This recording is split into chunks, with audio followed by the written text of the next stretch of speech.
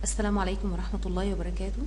Welcome to our English program for Prep 3, prepared by English staff in Al-Iman Prep School. Let's start with the end of term practice for Prep 3 from workbook. Today, inshallah, we are going to revise the end of term practice. Let's start with dialogue. First of all, we should read the dialogue completely before we starting answering the question. It means لازم أقرأ الديالوج كاملة قبل ما أبدأ الإجابة. And also we should read the heading of the dialogue أو العنوان أو الرأس بتاع الديالوج. ده بيحدد لي التنس، الزمن اللي أنا هشتغل فيه، بيقول لي topic، الموضوع اللي أنا شغالة فيه. اوكي، يبقى في اساسيات معايا في اجابه الديالوج. First, we should read the dialogue at whole. Second, we should read the heading. We should read the heading to understand what is the topic and what is the tense. Let's start. Ziad and Adam are talking about their plans for the weekend. So, if we are talking about plans, so we are talking about future. Planned future, going to, is or plus verb plus ing, present continuous. And also we are going to use some suggestions. Hi Adam, this is my older cousin. This is my older cousin, Hani. So we are introducing new person. So we can say nice to meet you, or pleased to meet you, or how do you do. ما ينفعش هنا نحط how do you do لأن ما عنديش علامة استفهام question mark. So we can use nice to meet you, Hani, or pleased to meet you, Hani. Okay? What are you doing next weekend? We are going to the park. Okay, and we have a question. I'm not sure about that. I'm not sure about that. It means that we suggested that Hani could come with us, or Adam could come with us. طب ازاي نعمل suggestion هنا؟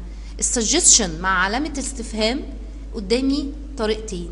We can say why don't we or why don't you come with us. We can also use what about or how about coming with us. يبقى لو أنا عايزة أعمل اقتراح وفي علامة استفهام يبقى أنا هستخدم why don't أو what about. دي أساليب اقتراح بعلامات استفهام. عندنا أساليب اقتراح أخرى ما فيش علامات استفهام. I'm not sure about that. There are some boys in the park and واضح جدا إن آدم كان عايز يكمل ووقف عن الكلام. So we can encourage him to go on. Okay? It might be good to talk about it. You know. بعد كده آدم وضح نقطة معينة لهاني. هاني في exclamation mark unkind comments، يبقى أكيد في some boys said or have already said some unkind words or comments for Adam or about Adam. They have already said unkind comments. We can say have already said or they said. اوكي، طبعا هاني كان مستاء فعاد الكلام تاني بالطريقه دي. مادام عندي علامه تعجب يبقى اكيد انا هرفع الكلام ده فوق زي ما انا رفعته كده. That must have made you feel very sad. يبقى that's right, that's really what happened. ده فعلا اللي حصل، ان انا كنت متضايق جدا من الكلام ده. Yes, that's right. او that's what this what really happened. This what really happened. وده فعلا اللي حصل. But I told the officer at the park and they talked to the boys about that. خلاص انت قلت للofficer. What happened after that? Did they say sorry?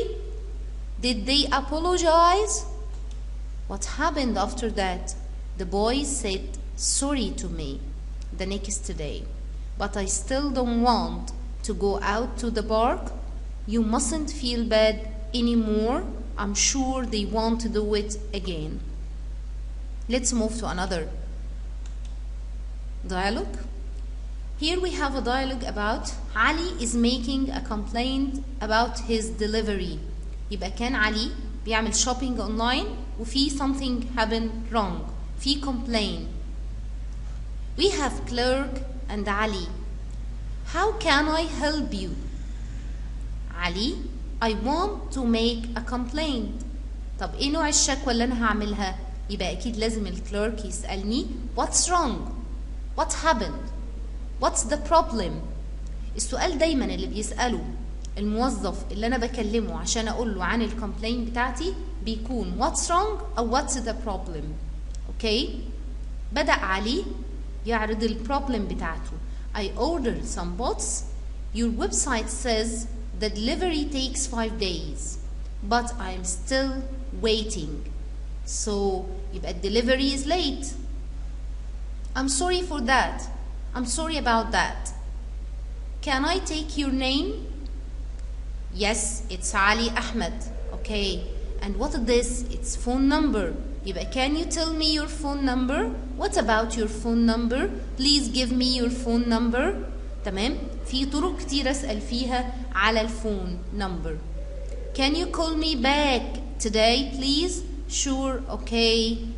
Thank you. Goodbye. يبقى this was a dialogue about a complaint on shopping online. Another dialogue. Siham is at the clothes shop to buy a dress. We have assistant and we have Siham. Also the assistant is offering help. Can I help you? Yes, I want a dress. I need a dress. I want to buy a dress. All answers are right. I want it medium, so I'm talking about the size. When you want to talk about the size, we can say, which size do you want? Or what's your size? What's your size? Both are right. I'm asking about your size. Let's see.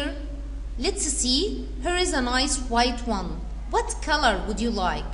So I can ask about the color. I can ask about the size. She chose blue please. Red please. حدد لي تحت في الإجابة. Here is blue one. Here is a blue one. So she said blue. Does it fit? Does it fit you? Yes, I love it. It fits perfectly. هنا عندنا المبلغ المالي. So I'm going to ask about the price. We can say how much does it cost? How much is it? What is the price? Both answers are right. Okay, I'll take it. يبقى if we are in a shop buying something, we can ask about the size, we can ask about the color, we can ask about the price of this thing. Okay, let's move to another question.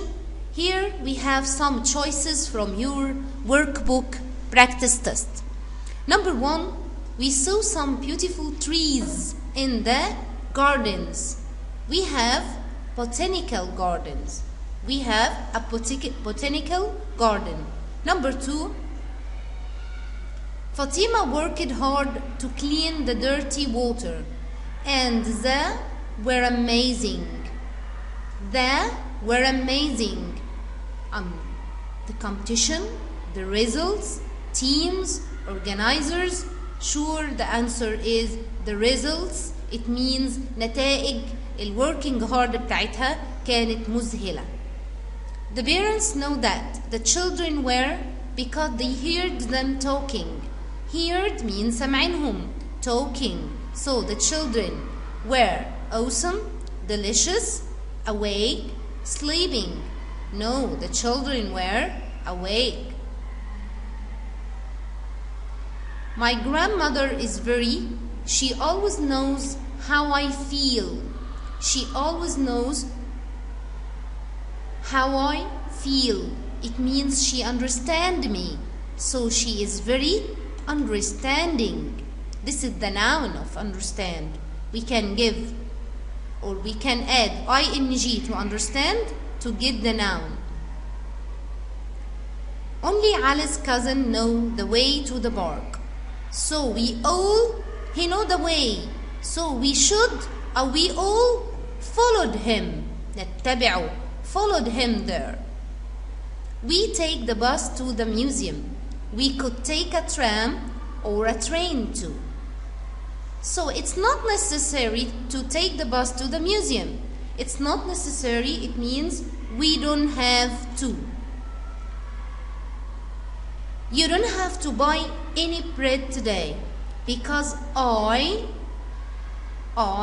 you don't have to buy because I have already bought. Present perfect tense using already. I like the blue shirt and the green shirt. بدام عندنا and يبقى we should choose the word both. Neither, nor, either, or. Both لازم بيكون معاها and. I was very to see my cousin this morning because I thought she was in Jordan. So I was بوصف نفسي. ما ينفعش استخدم صفة في آخرها ing. I was surprised. الصفة المنتهية بإيدي describing feelings. أما الصفة المنتهية ing talking about things. The first bus to the museum. This is in a timetable. جدول مواعيد ثابت ما بيتغيرش. For a plane or a train for the class. So we use present simple tense. يبقى leaves. The answer is leaves. Here we have some choices for getting the noun or adjective, synonym or antonym of the word. Let's discuss them together. There are attractive buildings, interesting monuments, and lots of gardens. The word attractive هنا عاوز السينونيم or المينينج بتاعها means beautiful. طبعا زي ما احنا شايفين ان دول سلبي يبقى دي الوحيدة فيهم اللي هتديني the same meaning. The word can be the opposite of boring. صفة منتهية ing يبقى أنا لازم أدور في ing. The only one is interesting. The word peaceful can be replaced by. Replaced by بتديني نفس معنى المينينج. السينونيم تحل محلها يعني تسويها في المعنى. Calm and quiet. The word peaceful and noisy are. إيه العلاقة اللي موجودة بين the word peaceful and the word noisy? They are opposites, antonyms, متضادات. When something isn't good for the environment, then it's. Isn't good, it means it's bad. إيه اللي bad for the environment? Polluting. Okay. The antonym of the word nearest, near, الopposite بتاعها far. So, if we add est يبقى farthest. It's irregular. Irregular adjective. The word outdoor is the opposite of indoor. Outdoor, indoor are adjectives. What about outdoors and indoors? They are adverbs coming at the end of the sentence and describing a verb. بيصفوا الفعل. بيصفوا الفعل. Memorize has the same meaning of memorizing. It means remembering, and the opposite is forget. You can make an adjective from the verb use. Use is a verb. ايه اللي اضيفه adding عشان احولها لadjective? We can add full يبقى useful, and also we can get the opposite useless. يبقى less و full بيجيبوا الايه؟ الopposites. We can form the word peaceful from the noun. النون الأساسي بتاعي peace. تمام؟ And the adjective is peaceful. Okay? Some other exercises. The word wood. This is noun. ازاي نحولها الادجective? By adding en. Wooden, خشبي. Gold, golden, ذهبي. Negative is the opposite of positive, negative, and positive. I bought this toaster and it was beautiful. Beautiful can be replaced by the word yes. Beautiful is positive adjective, صفة إيجابية. يبقى أنا أكيد محتاجة حاجة تديني صفة إيجابية بتوصف الحاجة بتاعتي، يبقى it was nice. What about glad? Glad the same meaning of happy, pleased. Glad the same meaning of happy and pleased. The word complain is a noun. أمال الverb complain without T. Complain يشكو، complain الشكوى. You can make an adjective from the word or the noun noise. The place is very noisy. Okay?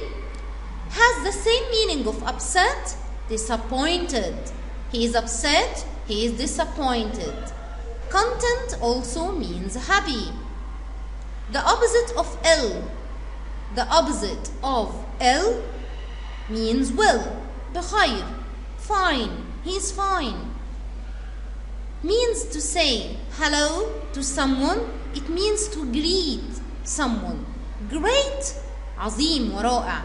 Double E بيديني greeting somebody, saying hello, how are you, nice to meet you. This is what we call greeting, التحية. Quick had the same meaning as fast, and the opposite is slow. Another word for the word champions, winners. Winners. Winners, the same meaning of champions.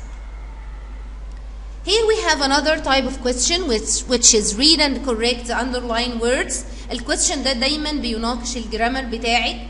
Forming words, تكوين الكلمات. Number 1, the work that the volunteers do can really do a difference to our community. The word difference we use make a difference. Make sure. Make sure. Make difference. Make mistake. أما do things, do exercise, do sport. يبقى في كلمات أو nouns بيجي قبلها make وفي بيجي قبله do. People were surprised by the kind of Mr. Nader. So I'm not describing Mr. Nader. I'm talking about the noun of kind. How can we get the word? How can we get the noun of the word kind? Yes, we add N-E-S-S. Kindness. Like poor, poorness. Clever, cleverness. Ill, illness. Happy, happiness. So we change the adjective to noun by adding N-E-S-S. My parents have lived in the same house 2012. This is a year. This is a year. So we use since. Since بيجي بعدها السنة. بيجي بعدها the name of the month. Since April. The name of the day. Since Friday. Since followed by a sentence in the past simple. دي مهمة جدا. Since I was in Alex. Since followed by noun. Since marriage. Since arrival. Since followed by noun. Since followed by سنة, شهر, يوم. Sentence using the past simple. جملة زمنها ماضي بسيط. طبعا موضح عندكم كتير استخدامات since و for والفرق بينهم. The computer isn't working because it's not plugged on. So it's not correct. It's in. عندنا في اليونت ده plug in يبقى أنا لازم أوصل الكهرباء للكمبيوتر عشان يشتغل. طب لو أنا عايزة connected to the internet هيبقى اسمها إيه؟ هيبقى اسمها login. login L-O-G login. يبقى أنا كده connected to the internet. طب لو أنا عايزة fill in a form in the internet، أملي استمارة ظهرالي على الإنترنت ب some information بقول fill in.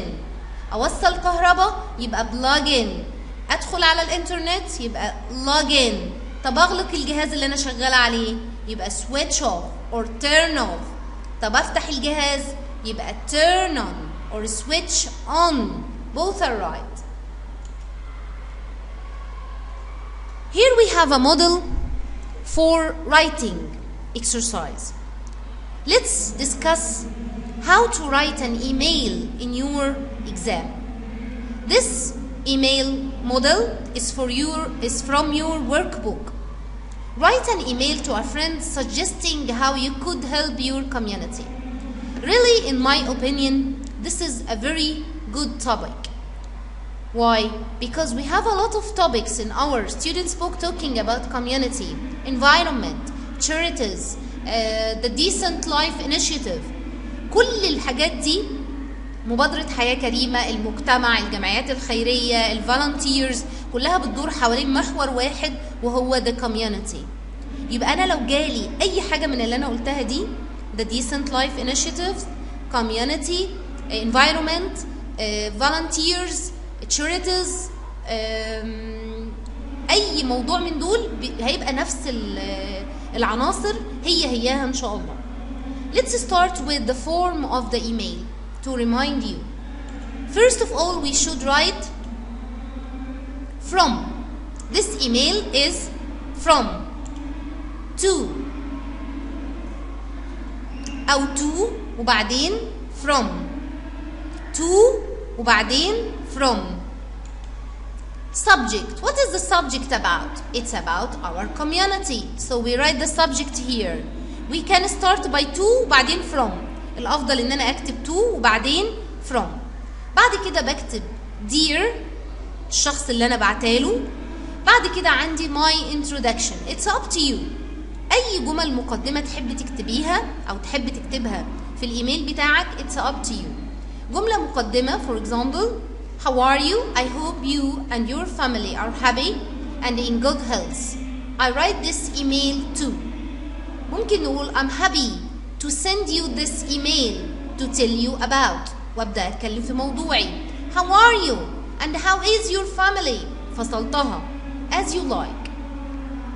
الانترودكشن بتاعتك زي ما تحب تكتبها اكتبها.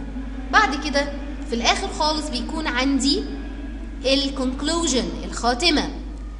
Please write to me about your opinion. اكتب لي رأيك في الموضوع. Waiting for your reply with my best wishes. See you soon. That's all for now. برضو الكونكلوجن بيكون up to you. طب what about the topic؟ التوبيك لازم يبقى لها عناصر قدامك عشان تقدر تحل أو تكتب في الموضوع. بالنسبة للكوميونتي first before the topic طبعا بيبقى عندنا الخاتمة، بنضيف طبعا في الآخر yours عشان أكتب الاسم في النهاية. بعد كده بروح للتوبيك نفسها. عشان تقدر تكتب صح في الموضوع المفروض ان انت تسأل نفسك some questions. First, what does it mean? What's community? Community is the place where we live with our people or with people in one place. It's the place where we live. هو المكان اللي احنا عايشين فيه. So I'm talking about community. It's the place where we live together, where we live. It's our environment. It's our neighborhood. It's our society. It's the place where we live. براحتك حبيت تكتب معنى الحاجة اللي انت بتتكلم عنها. زي بالظبط لو جيت تكتب عن Decent Life Initiative لازم تقول ايه هي Decent Life Initiative. It aims to ايه، بتهدف لايه، مطلوب منها تعمل ايه. بعد كده تقول لنفسك ways of helping community. ازاي اقدر اساعد الكوميونتي بتاعي؟ ايه العناصر اللي ممكن اساعد فيها الكوميونتي؟ طبعا احنا اتفقنا ان هو suggesting اقتراح. ممكن تستخدم اسلوب اقتراح واحد طول الباراجراف بتاعك. let's why don't we what about shall we. ممكن نقول we could. انسب اسلوب اقتراح ممكن نستخدمه في الباراجراف او الايميل we could plus infinitive على طول. نقدر نعمل كذا ونقدر نعمل كذا ونقدر نعمل كذا. طب ازاي؟ let's start with number 1 cleanliness النظافة. يبقى we could clean the streets around our houses. هذا جملة. نستخدم تاني we could help rubbish collectors. We should or we could buy bags or plastic bags to collect the rubbish. كل البوينتس دي بتتكلم عن عنصر واحد بس هو الكلينلينس. يبقى انا حطيت عنصر لنفسي النظافه. انظف من المجتمع بتاعي ازاي؟ ابدا احط جمل او اقتراحات باستخدام we could, we should, we can, let's, what about زي ما تحب. طيب ايه العنصر اللي ممكن نتكلم عنه تاني؟ the disabled, the poor, children. What about disabled? We can help them. How? We can buy things for them. We can visit them in their home and clean the houses for them. We could buy wheelchairs for them. ممكن نشتري لهم wheelchairs. Give them money. ممكن money for the poor. We can give money for the poor. طب what about the children? We could buy them new clothes. We could buy them toys. We could buy them books to learn. يبقى كل عنصر من العناصر دي باخده واقول عنه اقتراح او جمله. طيب ايه كمان ممكن نتكلم عنه؟ the charity. Charities are very important in our community. طب how? We could volunteer for a charity. We could donate money for the charity. We could help the charity. Also health care. نعمل ايه في الهيلث كير؟ We can or we could provide ill people with medicine. We could provide doctors to help ill people. نجيب الدكاترة يساعدوهم، نجيب لهم دواء. يبقى احنا كده بنهتم بالهيلث كير في الكوميونتي بتاعنا. What about education? Yes, we can make programs online for children to learn. We can buy them new books, new dictionaries to learn. We can help all children to learn. يبقى ممكن نعمل حاجات كتير، نعمل لهم برامج اونلاين. buy books for them. وطبعا جمل بسيطة جدا. We could buy, we could make, we could help, we could teach, we could read.